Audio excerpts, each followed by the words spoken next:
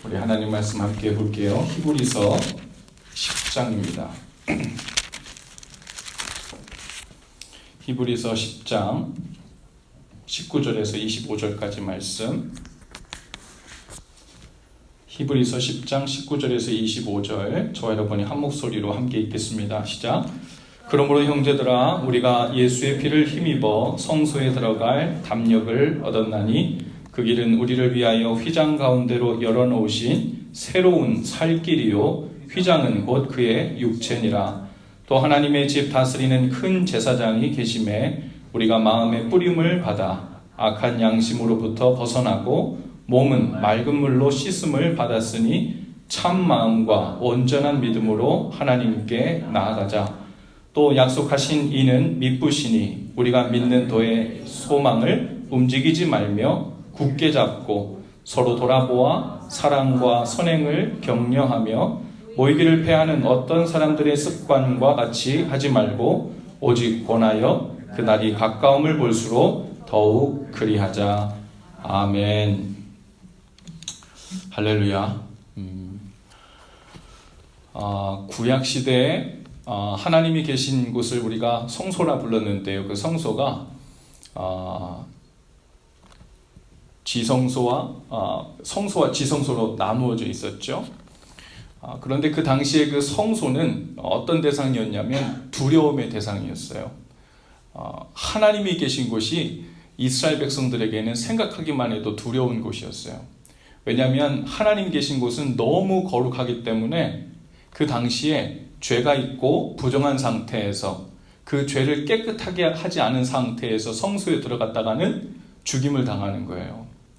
하나님이 죽이는 것이 아니라 그 부정하고 죄의 모습으로 인하여 그 너무 순결하고 너무 죄가 없으신 그곳에 감히 가까이 하지 못하고 마치 뜨거운 빛 햇볕 앞에 가면 우리 자신이 가까이 가지 못하고 그 뜨거움에 그 밝은 빛에 접근하지 못하는 것과 비슷한 이치입니다.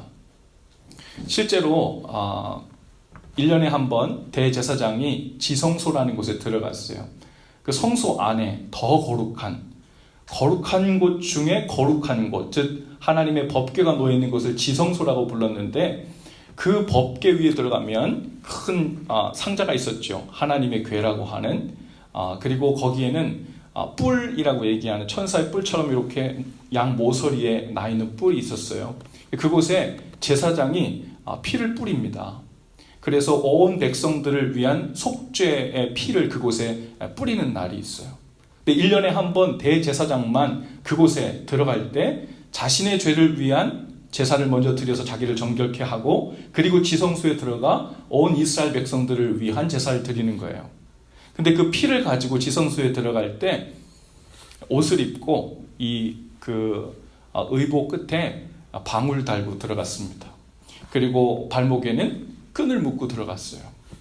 왜냐하면 혹여라도 이 제사장이 하나님께 속죄하지 않은 죄가 남아있는 상태에서 그 거룩한 하나님 계신 성소에 들어갔다가 죽게 되면 죽었는지 안 죽었는지를 확인할 길이 없어요. 누가 들어갈 수가 없으니까.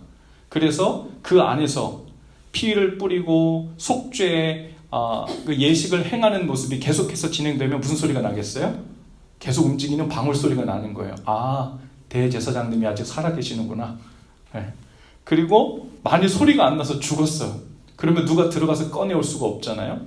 그러면 발에 묶은 끈으로 밖에서 끄집어내는 거죠. 그러니 하나님의 그 거룩하심에 대해서 그 거룩하심 중에 가장 거룩한 그 지성소라고 불리는 그곳이 너무 거룩하기 때문에 경배의 대상도 되었지만 뭐의 대상이 되었다고요? 두려움의 대상이 되었다고요. 근데 오늘 말씀에 보니까 그러므로 형제들아 우리가 예수의 피를 힘입어 성소에 들어갈 뭘 얻었대요? 담력을 얻었나니. 이 담력이란 얘기가 무서운데 이제 무섭지 않게 들어갈 수 있는 마음을 가졌다는 의미잖아요. 이 백성들에게 그동안 그곳이 무서움의 장소여서 아무도 그곳에 접근할 생각을 하지 못했는데 뭐를 힘입었어요? 이제 예수 그리스도의 피를 힘입어서 그 지성소 안에 들어갈 수 있는 담력을 얻게 되었대요. 그 길은 우리를 위하여 휘장 가운데로 열어놓으신 길이라고 했습니다. 여러분, 예수님께서 십자가에서 돌아가실 때, 운명하실 때 성경의 기록에 보니까 성소와 지성소 사이를 쳐놓았던 휘장이 좌우로 찢어져 갈라졌다 그랬어요. 그리고 오늘 말씀에 보니까 그 휘장은 예수님의 육체라고 했습니다. 예수님께서 그분의 몸을 들여서 그 몸을 찢기고 모든 속죄의 일들을 다 끝냈을 때 하나님께 감히 두려워서 접근하지 못했던 그 성소와 지성소를 가로막고 있었던 그 휘장이 찢어지면서 이제 누구든지 예수 그리스도의 피를 힘입어 담대하게 담력을 가지고 성소 안으로 들어갈 수 있는 새롭고 산 길이 그곳에 열렸다는 그런 의미입니다. 오늘 21절에 이런 표현이 나옵니다. 우리가 마음에 22절입니다. 우리가 마음에 뿌림을 받아 악한 양심으로부터 벗어나고 이랬어요. 갑자기 뿌림을 받아, 그래서 이 뿌림을 받아가 무슨 의미인지 얼른 와닿지 않을 수도 있습니다. 이게 무슨 얘기냐면 지금 뭐에 대한 이야기를 하고 있어요?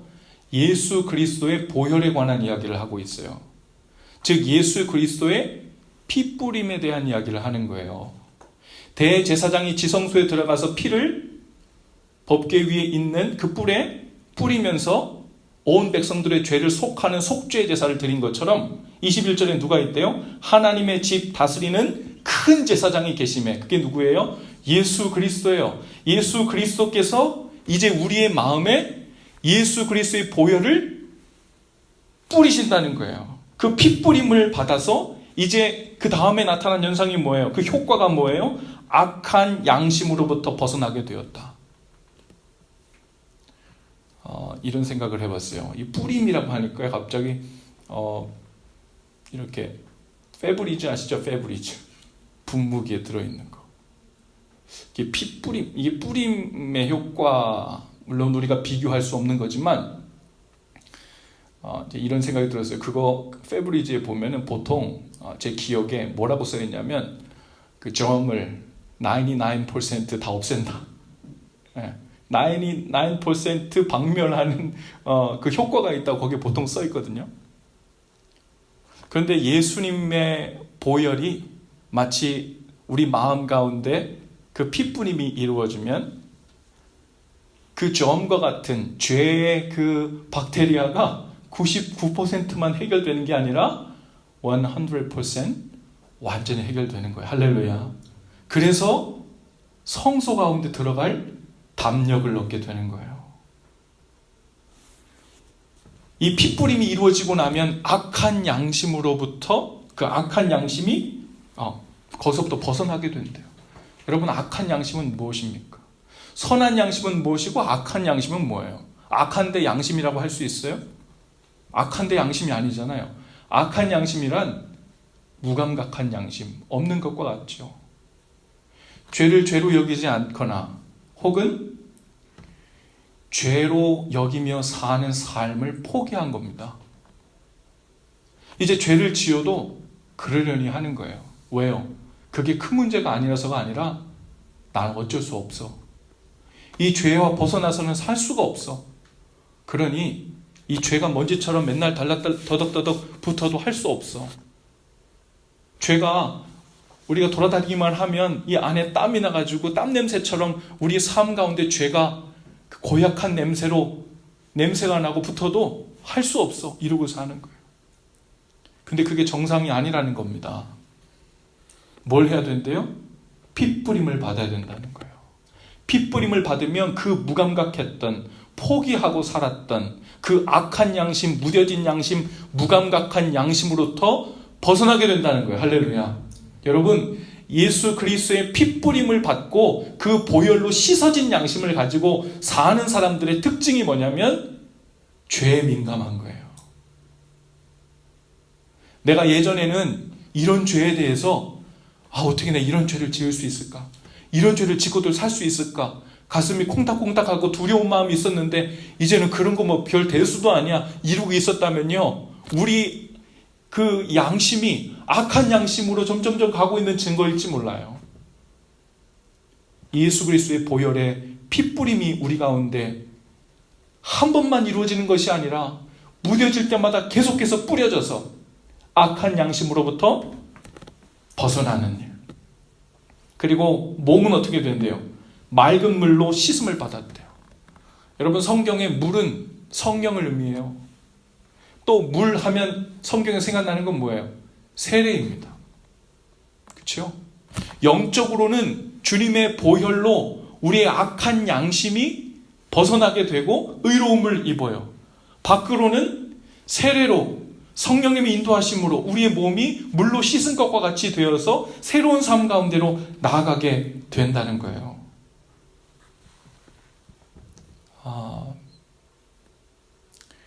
마틴 루터가 이야기한 중요한 개념 가운데 영어로 imputation과 impartation이라는 단어가 있어요. imputation은 전가라는, 우리말로 전가라는 뜻이고, impartation은 전이라는 뜻이에요. 전가된다는 말은 무슨 의미냐면 이런 겁니다. 내가 예수님을 믿을 때, 내가 그리스도 안에 믿음으로 들어가게 되면 예수님의 의로움이 나의 의로움으로 전가가 되는 거예요. 그리고 내 안의 죄가 예수님께로 전가가 됩니다. 예수님은 우리의 죄를 짊어지시고 십자가에서 죽으신 거고, 죄 없으신 그분의 의로움은 우리에게로 전가가 돼서 내가 비록 죄인임에도 불구하고 하나님께 의롭다 칭함을 받게 되는 거예요. 할렐루야. 여러분, 이 일로 인해서 우리가 구원받는 거잖아요. 근데 우리 가운데 나는 구원받은 것 같은데, 그리스도의 보혈의 능력이 전가되었는데 거기서 그만인가 하고 우리 가운데 능력이 모자람을, 삶이 변화되지 않음을, 여기까지인가 하고 한계를 느끼게 되는 일들이 종종 나타나는데요. 그것은 바로 이 imputation, 전가, 그 언저리에서 계속 헤매고 있기 때문에 그래요. 그것이 어디로 이어지냐면 우리가 이미 다 알고 있는 거예요. 전이로 이어집니다. 그것은 뭐냐면 내가 예수님의 의로움을 전가받아서 내 안에 그분의 의로움이 들어와 있어요. 그러면 이것이 우리 안에 생명이 됩니다. 그리고 그 의로움을 생명처럼 품고 사는 삶이 시작되어, 그러면 그 생명이 우리 속에 전가된 그 생명으로부터 그분의 생명이 우리의 삶으로 밖으로 표출되면서 전이 되어 나오는 거예요. 여러분, 이것이 성경 요한복음 15장에서 얘기하는 포도나무와 가지 비유예요. 어려운 것이 아닙니다. 우리가 예수님의 몸통 되신 그분께 가지로 접붙임을 당하면 그분의 의로움이 우리에게로 전가가 돼요. 그리고 우리는 그 포도나무의 가지가 돼서 주님과 한 몸이 되죠. 그분이 우리 안에, 우리가 그분 안에 있는 것 다르지 않은 것이 됩니다. 그래서 우리는 예수님처럼 의롭다함을 입고 하나님의 자녀라 불리는 거예요. 근데 거기서 끝나는 게 아니에요.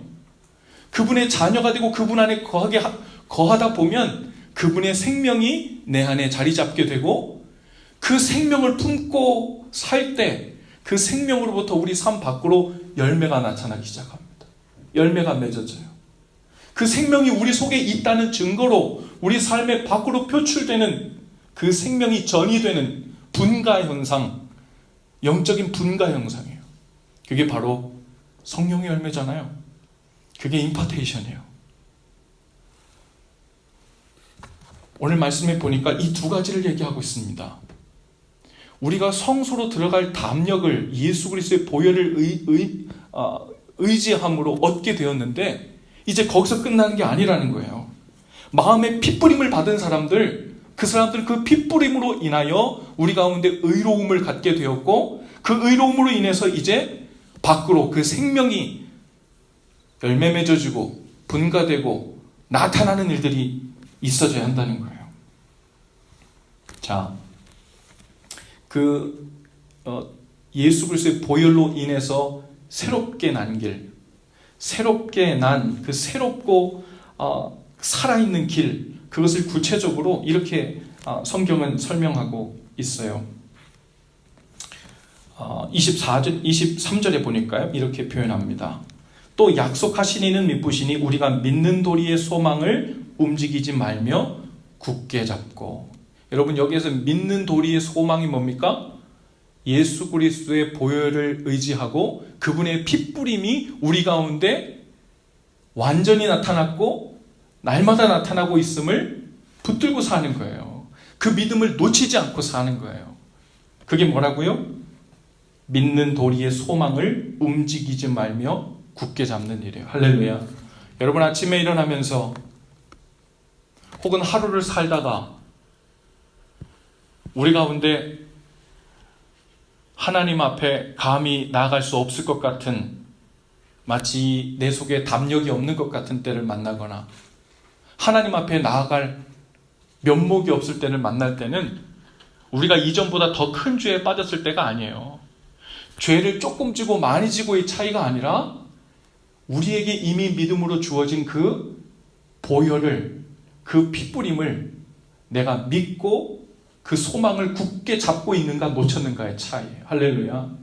여러분, 그 믿는 도리의 소망, 그 핏부림을 굳게 잡고 놓치지 않는 일, 여러분, 이것이 새롭고 생명으로 나아가는 살 길이에요. 신앙생활을 한다는 것은요, 어떤 의미에서 바로 이 일을 놓치지 않고 사는 일이에요. 신앙생활을 한다는 건 다른 일이 아니라 우리에게 이미 주신 예수 그리스도의 보혈로 인해서 우리 속에 간직하게 된 그리스도의 핏부림을, 그 의로움을 다른 일 하느라, 생활 염려하느라, 이 땅에서 무언가를 일궈내느라, 어떤 목적을 달성하느라 정신을 빼앗겨서 그 믿는 도리의 소망을 잊고 살거나 놓치고 살면 신앙생활 실패하는 거예요. 신앙생활 잘한다는 것은 그 믿는 도리의 소망을 놓치지 않고 붙들고 사는 일이에요. 할렐루야. 어떻게 하면 이 일을 놓치지 않고 살 수 있을까? 꼭 붙들고 살 수 있을까? 그걸 애쓰고 그것을 위해 힘쓰고 기도하고 기억하고, 그 일들이 신앙생활 열심히 한다는 말의 의미예요. 24절에 보니까 그 새로운 살 길에 대한 두 번째 의미는요, 서로 돌아보아 사랑과 선행을 격려하는 거예요. 서로 돌아본다는 게 뭐예요? 서로 체크해 주는 거예요. 뭐에 대해서 체크해요? 사랑의 삶을 살고 있는지, 선행을 하고 있는지. 여러분, 지금 도덕 얘기하고 있는 게 아니에요. 서로 돌아보아서 이 속에 하나님께서 주신 그 보혈로 인한 의로움을, 그 생명을 갖고 있는 사람은 이제 임파테이션, 뭐가 일어난다는 거예요? 사랑으로 사는 삶이 그 생명이 분가된 증거로 우리 삶 가운데 나타난다는 거예요. 또 하나, 선행이 나타난대요. 여기서 나타나는 선행은 밖에 그냥 착한 일 정도를 얘기하는 것이 아니라 선하신 하나님의 뜻대로 순종하며 행동하며 사는 모든 일련의 일들을 얘기하는 겁니다. 자, 이제 우리가 예수 그리스도에 인한 그 보혈의 핏부림을 받고 신앙생활을 잘 하고 있는지를 점검하는 거, 그거 서로 해줘야 된대요. 서로 돌아보는 거예요. 뭐를 점검한다고요? 첫 번째, 서로 사랑하는 삶으로 점점 가까이 나가고 있는지, 하나님의 사랑에 붙잡혀 살고 있는지, 그 사랑으로 인하여 이전에 사랑하지 못했던 사람을 사랑하기 시작하는 일, 예전엔 간신히 사랑할까 말까 고민하던 사람을 사랑하기 시작하는 일, 이런 일들이 우리 가운데 나타나도록 격려하는 일, 이게 신앙생활이 잘 되고 있는 증거예요.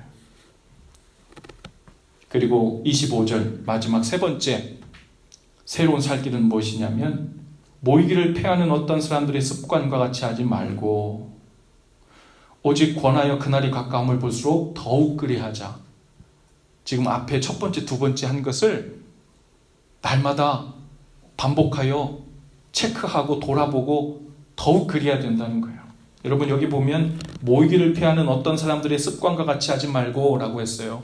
그 당시에도요, 예수 그리스도의 보혈을 믿는 사람들이 있었는데 이상하게 믿는다고 하는 사람들이 점점 더 신앙에서 떠나가고 믿는 일에서 떠나가고 그 보혈을 의지하는 삶에서 떠나가서 사랑하며 사는 일도 줄어들고 선행을 격려하는 일도 줄어들고 그 삶이 점점 더 쇠퇴해져 가는 것을 보게 됐습니다.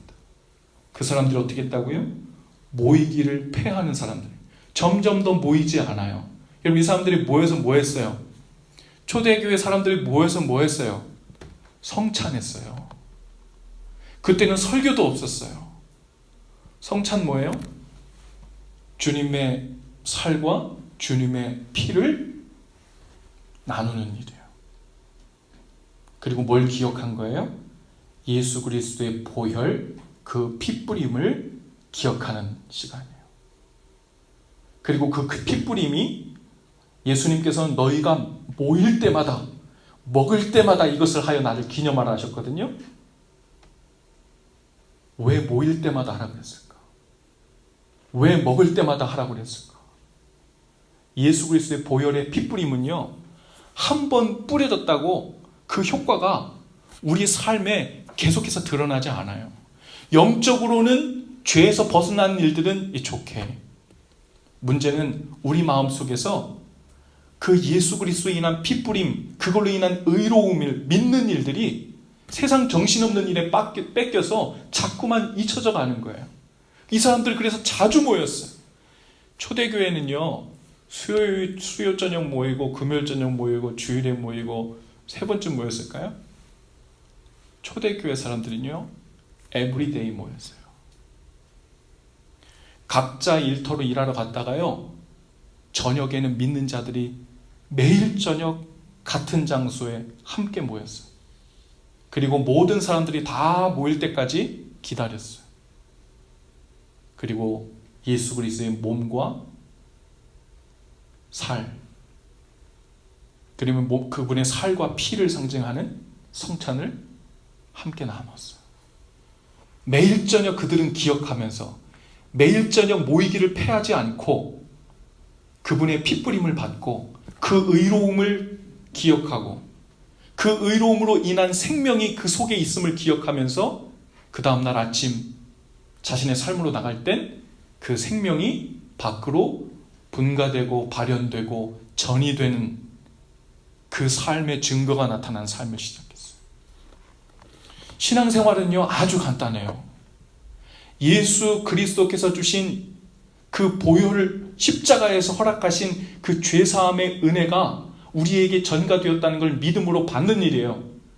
그런데 거기서 끝나지 않고 모이기를 힘써서 여러 방법으로 모여서 기도도 하고 성찬도 나누고 말씀도 읽고 찬양도 하면서 그 의로움이 우리에게 주어졌다는 것을 기억하고 그 생명이 우리 속에 있는 것을 서로 격려하고 권고하고 셀러브레이션 하면서 이제 그것을 간직한 채 우리의 삶 속에 임파테이션, 그 생명의 일들이 나타나는 걸 보는 겁니다.